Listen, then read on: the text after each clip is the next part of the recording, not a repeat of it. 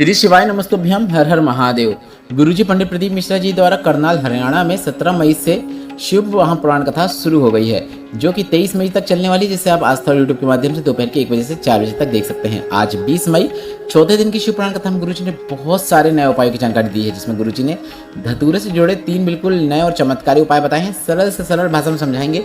साथ ही आज गुरुजी ने जीवन में यश, सम्मान और तरक्की दिलाने वाला अचूक उपाय बताया है। साथ ही आज गुरुजी ने परिवार को टूटने से बचाने के लिए और प्रेम बनाए रखने वाला एक सरल और आसान उपाय बताया है, जिसे आप कभी भी किसी भी दिन कर सकते हैं। आप चाहे तो कल मतलब 21 मई को भी कर सकते हैं। अगर किन्हीं कारणवश आपने आज 20 मई की चौथे दिन की शिव पुराण कथा का श्रवण नहीं कर पाए हैं, तो पूरी कथा का रास्ता तो आपको इस छोटे से वीडियो से प्राप्त होने वाला है। बढ़ते हैं बिना किसी देरी के आज की शिव पुराण कथा की पहली विशेष जानकारी की ओर। कथा शुरू होते ही गुरुजी ने कहा, शिव पुराण की विद्येश्वर संहिता कहती है, शिव जी को सभी बेलपत्र स्वीकार है।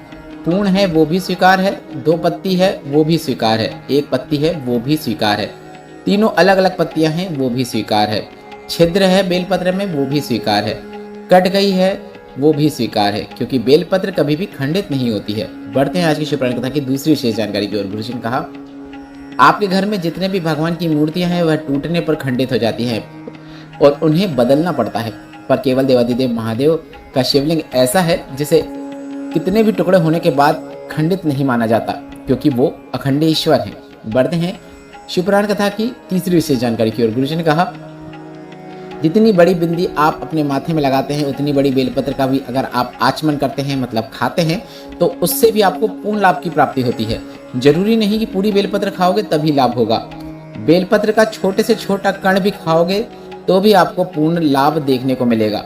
बढ़ते हैं आज की शिव पुराण कथा की चौथी विशेष जानकारी की ओर। गुरुजी ने कहा, कई लोगों को रात्रि में नींद नहीं आती है, नींद की गोली खाते हैं, तो आप आज एक प्रैक्टिकल करके देखना। गोली मत खाना।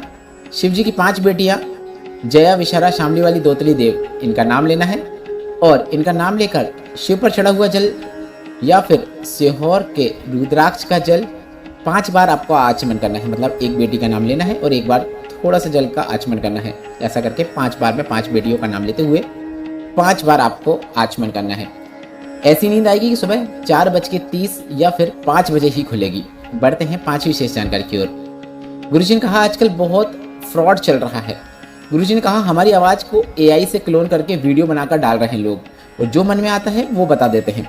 कई लोग हमारी धर्मपत्नी का मुख का ऐसा वीडियो बनाते हैं, किसी और का फेस जोड़कर कहते हैं कि यह गुरु माता है, जबकि गुरु माता का चेहरा शादी के पहले उनके माता पिता ने, शादी के बाद हमने देखा है। इसके बाद गुरुजी ने कहा कि हमारे पड़ोसी और सीहोर वालों ने भी उन्हें नहीं देखा है, फिर पता नहीं ऐसे वीडियो लोग क्यों बनाते हैं।